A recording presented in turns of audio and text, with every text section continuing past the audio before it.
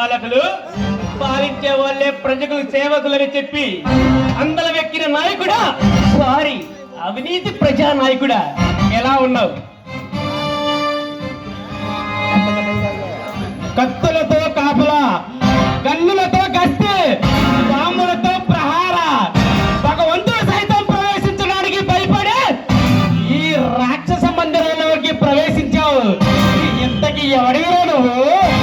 నీకు బాగా సన్నిహితుడిని, నీకు దగ్గర వాణ్ణి. ఇంకా గొంతు గుర్తు పట్టలేదా జితేంద్ర? జితేంద్ర